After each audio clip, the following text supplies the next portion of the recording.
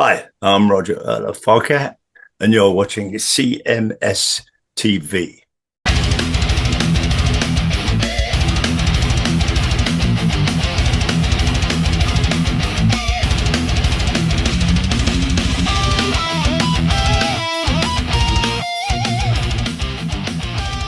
It is Chris Akin Presents. I, of course, am Chris Akin, and today on the show, we are talking about the Titans of Classic Rock. Not just the tour, which starts on April 30th in Minnesota, but just the guys that are the Titans of Classic Rock.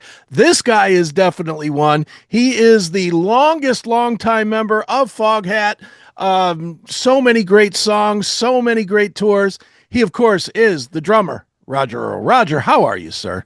I'm doing great, Chris. Thank you for asking. I'm at home at the moment in Long Island on the North Shore, and we're going out on tour with Nazareth. Yes. That should be interesting.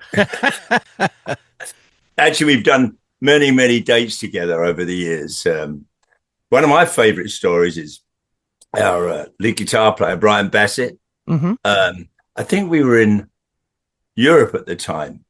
And their original lead singer comes up to Brian and says, "Hey, Brian, you got any vodka?" And Brian said, "No." And he said, didn't let you much anyway. That sort of sets the tone. Actually, I was really good friends with their original drummer, Daryl Sweet. Right. We used to do a bunch of stuff with Ludwig, and because we were both Ludwig endorsers. Can you imagine 50 or 60 drummers, right, hanging out together? It would be like, actually, it was a blast. We had a great time. I'm still very loud. Yeah. We were bang stuff. That was when Ludwig had their workshop still in Chicago. Yeah, good times. Right on. Well, let's talk about this Nazareth tour a little bit, Roger. As you mentioned, you've known Pete for a very long time, going all the way back to the 70s, I'm assuming. And of course, you were very good friends with Daryl as well. But right. It's taken all the way till now to finally put together a co-headlining run together. Why do you think it took so long to actually happen? I've got no idea. I just banged the drum. I don't know. We have done various dates over the years. I don't know. Well, it's happening now. That's what's important. Right. Definitely. Now, Roger, let me ask you just about touring in general. I mean, you've been doing this for so long, and you've done it at so many different iterations. I'll tell you, the first time I saw Foghat was on a USO tour in Yongsan, Korea in 1987, maybe 88. Yeah, like that. Lonesome David left the band. He'd moved back to England, and I carried on playing. And that was terrific. A couple of things I remember from it, apart from who was the other band? Come to me in a minute. Was the way the Army and or the Marines would set the stage up. Bang, sure. Bang, bang. Everything was like, within 10 minutes, 15 minutes, everything was set and ready to go. They were fantastic. Actually, I had a blast. I had a really good time. We did one show at an Air Force base in Japan, and then we did like two or 3 weeks in South Korea. It was a lot of fun. It was, and look, as a soldier, I'll just tell you, as somebody that was a soldier at the time, that was just amazing, because what people don't realize now, and you probably do, was tours didn't come that far. A lot of times they stopped in Japan. That was as far as it went. It didn't come to North Korea. That was before the Olympics. So it was before Korea had really built itself up. To have Foghat come, or another one that came was America, maybe 6 months later or something. It was such a nice feeling to have home come to us, when we're stuck there for a year. Well, actually, for the last 20 years, our manager, Linda, has tried to get us, to play some bases in Europe or anywhere. It seems like hard work, trying to get that done. But we'd love to do it. I've had sort of relations that have been the services, been to various hospitals as well with the band, talking to our wounded warriors, which is something we support. I've got a bunch of T-shirts. Sure. It's important, and we'd come and do it. If anybody's listening who can make this happen, we would love to go there and play for our troops. Oh, that would be great. That would be amazing, and the troops love it. I can tell you, just as somebody that experienced it, the troops love it. It's just it's heartwarming. There's a little bit of thought as a soldier that you're sort of forgotten once you're deployed or whatever, and to have it come to us really reminds you that you're not forgotten, that you're important, and believe me, as a troop, I thank you. It was an amazing experience. Thank you. No, it was. We had a really good time, and like I said before, they just set the stage up, bang, bang, bang. Yes, sir. No, sir. Right. Well, Roger, moving back to today. Obviously, you and Pete are elder statesmen of classic rock. You've had so many hits. Nazareth has had so many hits. At the same time, you're pushing the top age at this point. What drives you especially? Drumming is hard for a 30-year-old to do day in and day out for 10 years. You've been doing this for what, 60? 60 odd, yeah. Yeah. Well, hold on a second. Playing drums in a rock and roll band, that's fun. Sure. And it's all about playing in a band. I play in a great band. I've always played with great musicians right from the very beginning. The very first band I was in when I was 16, it was guys that I went to school with. The bass player and I were best friends. He'd been playing since he was about 12. I'd been playing since started taking lessons when I was 12 or 13. But I didn't join a band until I was like 16 or 17. But it's fun for drums. I play in a band, and bands need a great drummer. I always played for the song. I played in the band. Occasionally, I do drum solos. Usually, if the amps break down or something. But actually, I haven't done it in a while. But I just love playing in a band. It's you sit in the pocket and you rock it. You set the groove, the tempo, the feel. I get paid for doing that. I mean, I love what I do. I'm going to roll till I'm old and rock till I drop. Right on.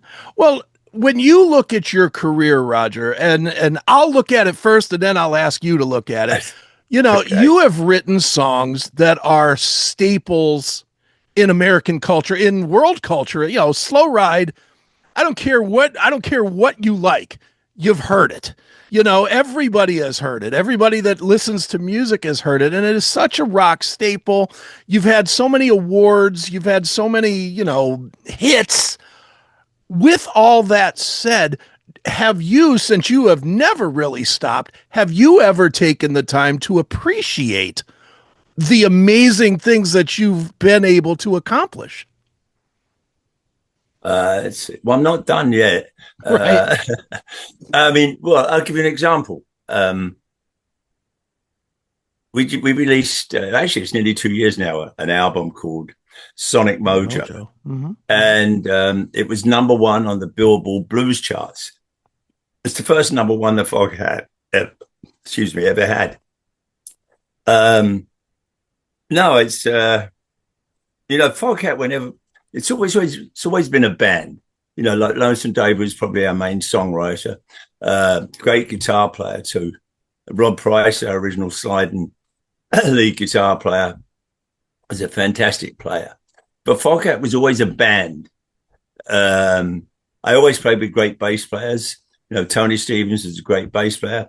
Craig McGregor, he owned that part of the stage. Sure. Rodney O'Quinn, who's our current bass player. If anybody wants to check out what he's done, fantastic bass player. And so I've always played with great bass players, and that we're the rhythm section. And I suppose I can say it. There's no guitar players around. They're nothing without us. Just kidding, just kidding. But to get back to your question, I never really think about it. It's like Foghat always was in control of what songs we did or didn't do. We worked with some great producers. A producer like joins the band. He's like the fifth member. Mm-hmm. But if the song wasn't working or we didn't like it, we didn't do it. That's sort of what it was. It was we had one ballad, though Dave liked to call it a slow rocker. Third Time Lucky. When it first came out, it was on the what album was that on? 79, maybe 1979. Look at your screen right now. If you're tired of the hide and seek games with big tech, where links disappear and episodes get throttled, I've got the fix.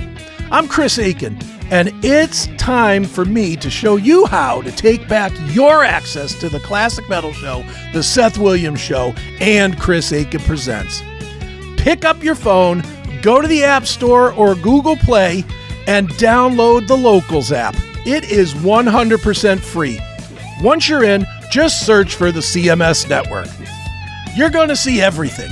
Every interview, every unfiltered rant, every deep dive music discussion, every uncensored news article we put up, all in one centralized, uncensored hub.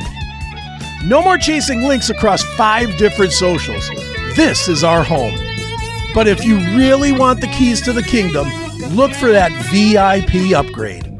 For just $4.99 a month, you're cutting out the commercials, getting the advanced drops before anyone else, and accessing bonus episodes that are way too heavy, dirty, or we just don't want to share with the free public. For the price of a cheap beer, you're supporting independent, unapologetic media. Download the Locals app today. Get some CMS wherever you are. And if you're a real one, join the VIP squad at classicmetalshow.locals.com. The Classic Metal Show and the CMS Network. It's uncensored. It's unapologetic. We will see you there. Yeah, 79, 80. And it was in the top 20 and I did really well, but it was played on like soft music radio. After people didn't know it was Foghat at the time. Right. But it's yes, it's a slow rocker. And I have a piece of the music. My brother Colin played piano on it or other keyboards. And Dave wrote Colin a letter and signed the music sheet. Next time we need a hit, we'll give you a call. Yeah, very fond memories. The band was always in charge. It was always a band. When the 4 of us would be in the studio, it would be all of us that were creating stuff. I'll give you an example. Slow Ride. Tony Stevens had left the band and Nick Jameson joined the band on bass and as producer. And Rod Price and I owned a house out in Rocky Point out here on Long Island. I was living upstate in Woodstock. And Nick had just joined the band and I brought him down to Long Island. In fact, I asked him to join the band. And Dave, we soundproofed the studio and Dave said, well, I've got a song and the lyrics are very different. So right, take it easy. It was, and then Nick Jameson said to me, Rog, just go bang. I said, pardon? I said, just go bang. Right. That was it. It's basically like ended up being like a John Lee Hooker riff, played like, straight instead of a shuffle. But Nick Jameson was the one who arranged that song. And without his bass playing, and Rod Price was incredible. It was always a band effort, still is to this day. I think that's how we managed to sort of be relevant. Sure. Is it as time has gone on, Roger, obviously in your band, unfortunately, there's been several people that have passed away. What, four? I think four, Six. six Six. members that have passed away. How difficult is that for you? You personally, the guy behind everything, that every single show of Foghat's career looks out and you see, whomever it might be, whether it's Lonesome Dave or whether it's, Rod or whomever, Craig. How difficult is it for you when people that you grew up with pass away to continue on, and not just continue on, but to continue on with the fire that you have for the entire ride of Foghat? Yeah. It was hard when Dave passed. He'd been ill for a while, but then he got better and he came back out on the road. In fact, it was his oldest daughter who called me about 8:30 in the morning and told me when David passed. At the time, I wasn't sure what I wanted to do, but it's your job to carry on. That's what you do. I have an electronic drum kit upstairs. I have pads all over the house. Right. Sticks everywhere. But upstairs, I have pictures of family and musician friends that have passed. Mm-hmm. I don't mean it to sound maudling or whatever, but I actually get inspiration because I look at their faces. Mm-hmm. I remember them. I occasionally even talk to them. I don't always answer me back, but it's all about life, Sure. They were in huge parts of my life, and the one thing I take from it all the time is I remember all the good stuff, because because when you have a band, you've got like four very different and usually strong personalities. Sure. And sometimes you don't always see it the right way, but when it came down to like finishing songs, we all sort of eventually were like, yeah, this is right. Yeah, I have great memories. I can still remember most of it as well. Well, that's a good thing. That is definitely a good thing. Well, since we're remembering things, I know you have talked in the past about, and especially since you're going to be coming to Akron in May, you've talked in the past about swingos and how much fun you had playing swingos. What can you tell me about swingos? It was a hotel. Yeah, it was a hotel. Right. Yeah. And yeah. Wasn't it in Cleveland or was it in Akron? It's in Akron, I believe. Oh, okay. Yeah. You want me to tell the story again? Sure. All right. We had a day off, and it's a rock and roll. It was a rock and roll hotel, and I remember there was always somebody playing in one of the rooms, either piano or sax or guitar, occasional drums. I always carry pads with me and pedals. I always practice in my rooms, and we had a night off, and Dave and I went down to the restaurant to have some dinner. We walked down there, and like, wasn't particularly crowded. But for some reason, we were like ignored. I'm not sure whether it was because, we looked like rock and rollers. We were fairly clean. Yeah, we bathed on a regular basis. And anyway, eventually the waitress came and showed us and sat us down. And then nobody came over and took our order. Eventually, the waitress came over and we took our order. And on the wine menu, they had a 1961 Chateau Lafite Rothschild white wine. Now, at the time, this was 74, 75, somewhere around there, 75, I think. I probably have more money than sense anyway. But as my wife says, if I have a dime, I have more money than sense. That's not entirely true when it comes to wine. Anyway, Dave's looking at the wine menu and he goes, "Here, Rog, they got a 61 Chateau Lafite on here. How much is it?" I think it was $300. Okay. I said, "And?" I said, "Well, let's get it." He said, "All right." The waitress comes over and we give her our order and ask for a bottle of wine. Right. With that, the sommelier rushes over with his little spoon. Prior to that, he wouldn't give us the time of day. So he gets the bottle and he shows it to us. And we go, yeah, that's it. And because he was just off to us, you know when somebody doesn't give a crap about you or doesn't. Anyway, he uncorks it, gives us the cork, and we have a sniff.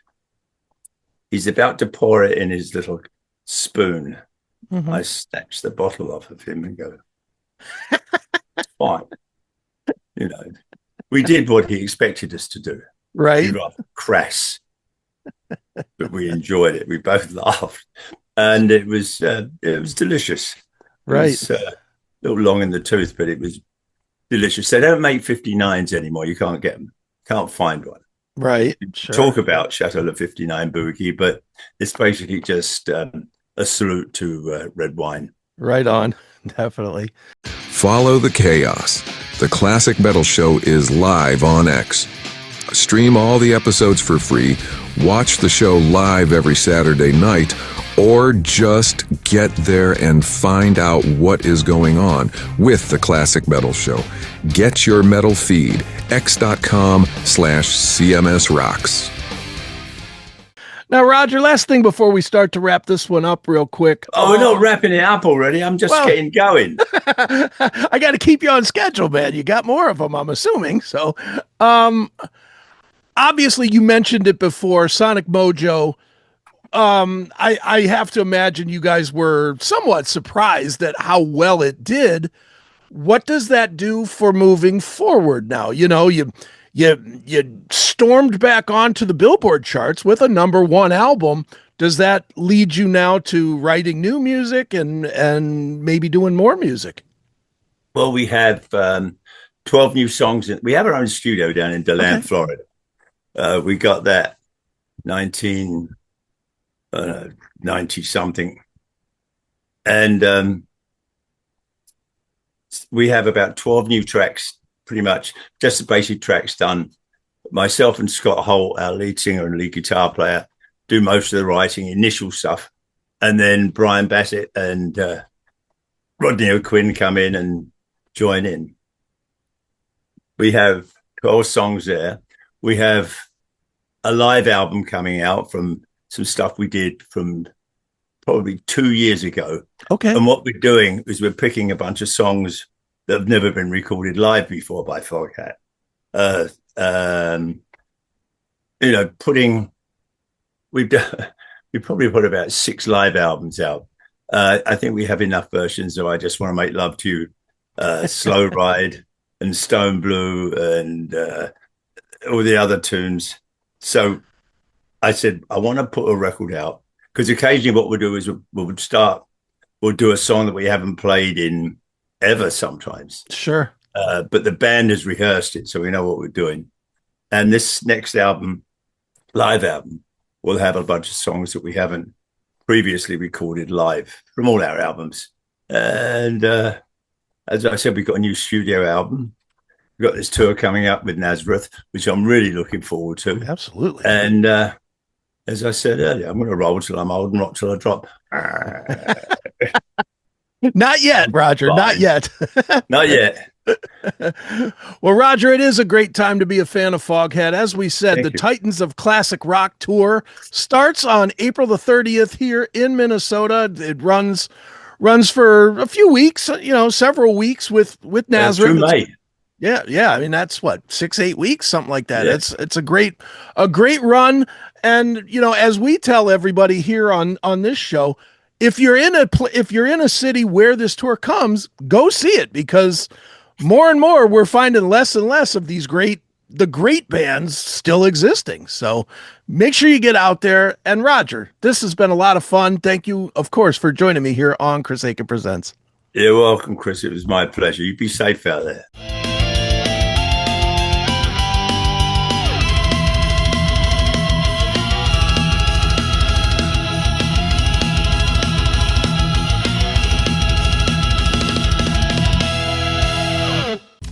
Stop digging through the noise and get the metal that actually matters. I'm Chris Akin, and I'm taking 30 years of industry access directly to your inbox. The Classic Metal Show is officially on Substack, and we're talking world-class interviews here, the unfiltered truth on the latest releases, and the kind of deep dive commentary you simply won't find anywhere else. Listen or watch for free, or step it up to the VIP level for exclusive content that's too heavy for the mainstream. No algorithms, no gatekeepers, just pure high-octane rock and metal history in the making. Own your metal. Join us right now at cmspn.substack.com. That's cmspn.substack.com. We'll see you there.